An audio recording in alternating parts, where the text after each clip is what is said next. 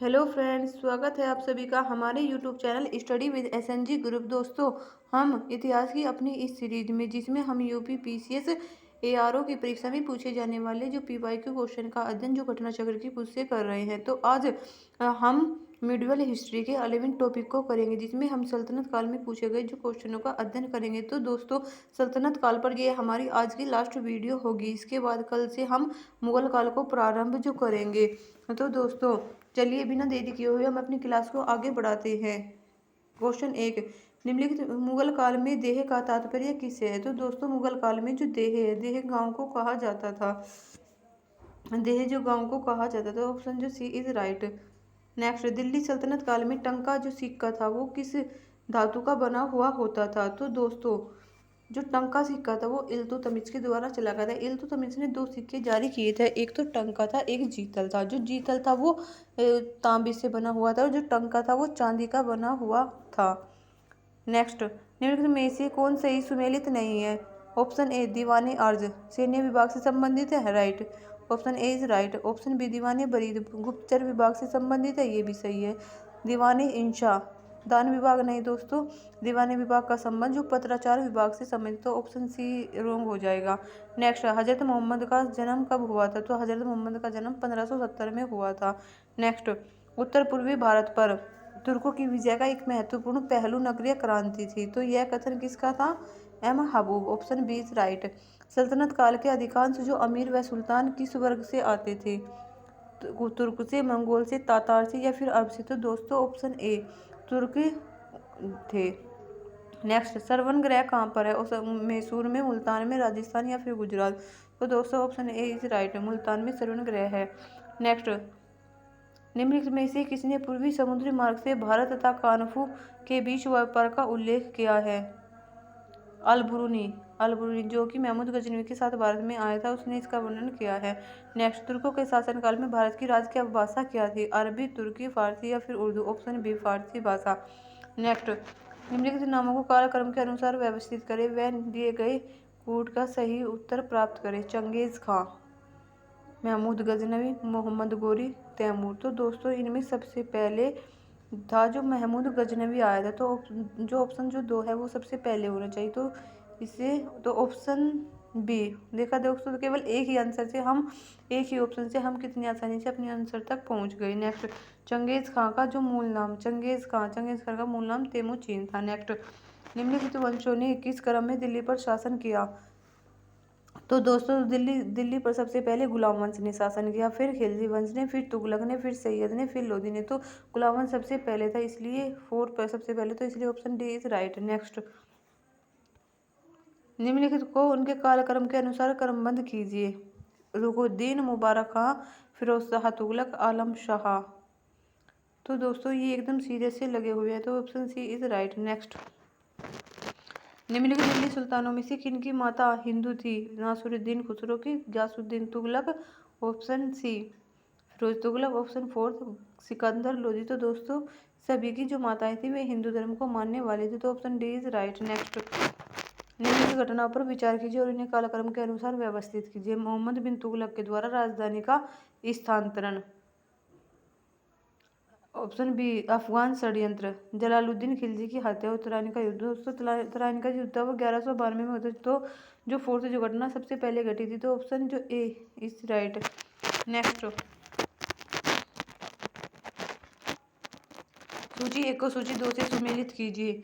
कूट से सही उत्तर चुनिए। चंदावर का युद्ध, चंदावर का युद्ध 1194 में हुआ था, तो पहले में 2।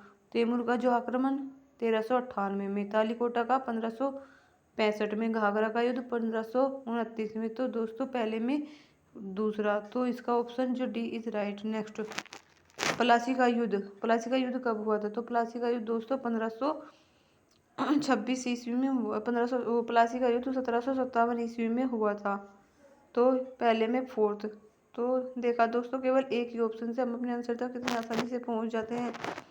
नेक्स्ट, सूची 1 सूची जो 2 को सम्मिलित कीजिए और नीचे दिए गए कूट की सहायता से सही उत्तर का चयन कीजिए। विल्हन कश्मीर का अंतरवर्मन, जयदेव कन्नौज का गोविंद चंद्र, सेमेंद्र बंगाल का लक्ष्मण सेन, श्री हर्ष कल्याणी का विक्रमादित्य? तो दोस्तों विल्हन को कल्याणी का विक्रमादित्य कहा जाता है। तो पहले में फोर्थ, तो ऑप्शन है ए भी नहीं हो सकता, बी भी नहीं हो सकता, हमें सी या डी में से चूज करना है। तो जयदेव के द्वारा किसकी रचना की गई थी? बंगाल का लक्ष्मण सेन से संबंधित है। तो दूसरे में थर्ड, ये भी सही है। तो लास्ट, तो श्री हर्ष के द्वारा कन्नौज का गोविंद पर चंद्र। तो लास्ट में जो दो होना चाहिए, तो ऑप्शन जो डी इज राइट। नेक्स्ट, निम्नलिखित में से कौन सा एक सही सुमेलित नहीं है? राणा हमीर मेवाड़ से संबंधित है, राणा चुंडा मारवाड़ से, मलिक राजा फारूकी खानदेश से, या फिर मलिक रखवाजा जहां मलक्का से, तो मालवा से। तो ऑप्शन जो डी रोंग है। 1212 में नालंदा विश्वविद्यालय को किसने नष्ट किया था?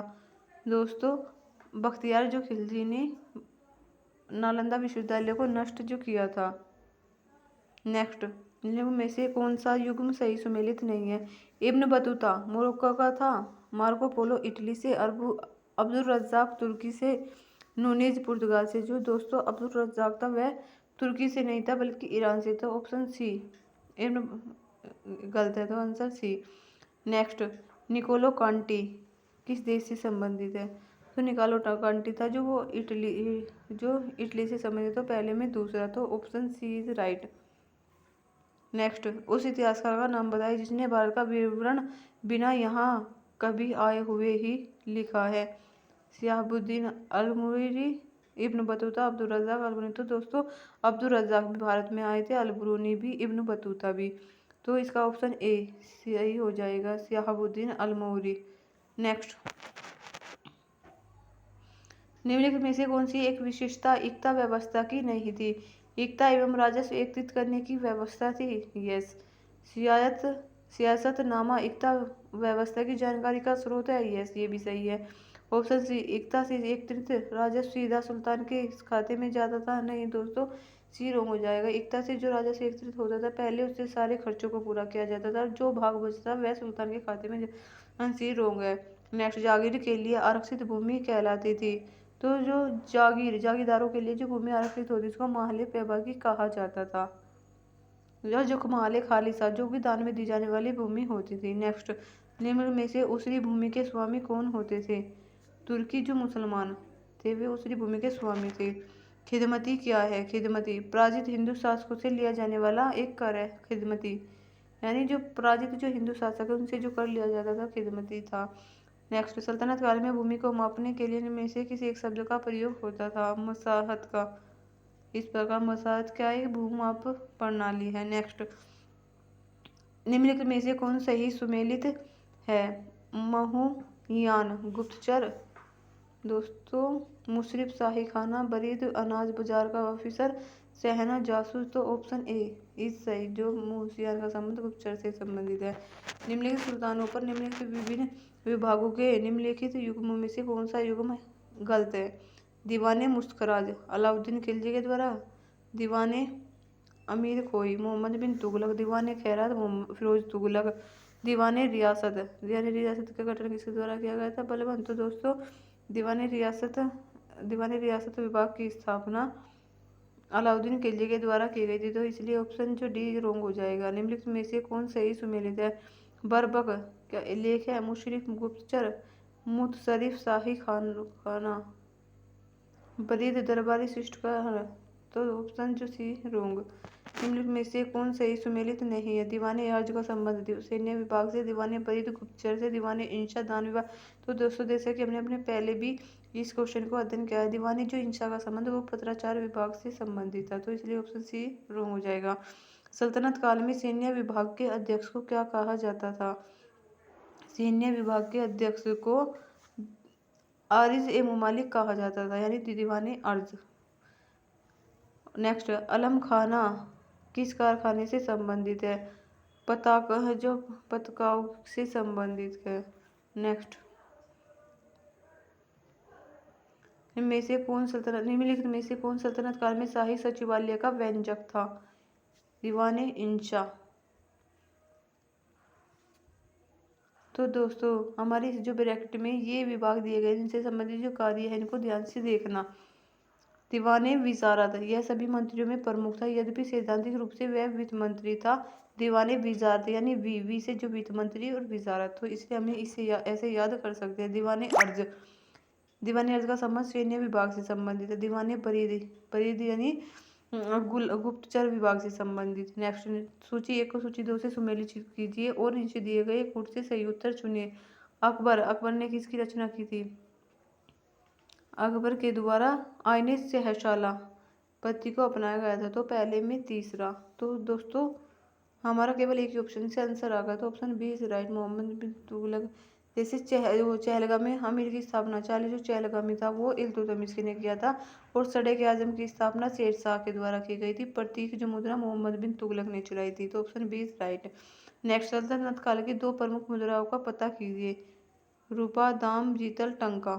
तो दोस्तों दूसरा जो जीतल और जो टंका सल्तनत काल की 2 प्रमुख मुद्राएं, तो दोस्तों बताइए जीतल और टंका किसके द्वारा चलाए गए थे? तो कमेंट में आंसर जरूर कीजिएगा। नेक्स्ट, संस्गनी चांदी का एक छोटा सा सिक्का था जो बराबर था, तो संस्गनी जो चांदी का जो सिक्का था वो किसके बराबर था? तो 6 जीतल के बराबर था, तो ऑप्शन बी इज राइट।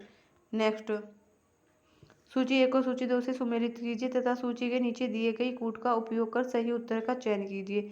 प्रति भूमि जो 2 से 3 वर्ष तक जोती नहीं जाती थी, तो पहले में दूसरा, तो ऑप्शन बी या डी में से ही कोई सा होना चाहिए, पहला लास्ट। चाचर, चाचर भूमि किसे कहा जाता था? भूमि जो कि 3 वर्ष से अधिक के लिए बंजर रहती थी उसे चाचर भूमि कहा जाता था, तो ऑप्शन बी इज राइट, प्रतिभूमि। नेक्स्ट, दिल्ली सल्तनत के अंतर्गत निम्न में से कौन सा एक सिक्का प्रचलन में नहीं था? तो दोस्तों ऑप्शन ए दाम, बी टंका, सी जीतल, डी दोगानी। तो जो दाम, दाम जो सिक्का सल्तनत काल में देखने को प्राप्त नहीं था, बी रोंग है। नेक्स्ट, निम्नलिखित में से कौन सा भारतीय वाद्य यंत्र भारतीय इस्लामी समन्वय का सर्वश्रेष्ठ उदाहरण है? सितार। तो दोस्तों बताइए सितार का आविष्कार किसके द्वारा किया गया था, और तबले का आविष्कार किसने किया था? तो प्लीज़ कमेंट में आंसर जरूर कीजिएगा। नेक्स्ट, संगीत यंत्र तबला का प्रचलन किसने किया था? तो दोस्तों इसका आंसर ऑप्शन बी अमीर खुसरो ने। भारत में पोलो खेल का प्रचलन किया था तुर्कों ने। नेक्स्ट, अमीर खुसरो के अनुसार शतरंज का खेल आविष्कृत किया गया था। शतरंज का खेल कहाँ पर शुरू हुआ था? सबसे पहले भारत में, तो ऑप्शन बी इज राइट। दक्षिणी तटीय मोपलाव को किसके शिष्यों ने इस्लाम में धर्मांतरित किया? तो option A Abdullah Kharraji. Next, Chittor का जो कीर्ति स्तंभ का निर्माण किसने करवाया था? चित्तौड़ राणा कुंभा ने मालवा के विरुद्ध सफलता प्राप्त करने के उपलक्ष्य में 1448 में चित्तौड़ के कीर्ति स्तंभ का निर्माण कराया था, तो दोस्तों Rana Kumbha, option B is right. तो दोस्तों चलिए आज हम अपनी क्लास को यहीं पर समाप्त कर दें। आने वाली क्लास में हम मुगल काल को प्रारंभ करेंगे। दोस्तों यदि आपको हमारी वीडियो अच्छी लगी तो हमारी वीडियो को लाइक करना, सब्सक्राइब करना और वीडियो को शेयर करना और हमारे चैनल को सब्सक्राइब करना। Thank you.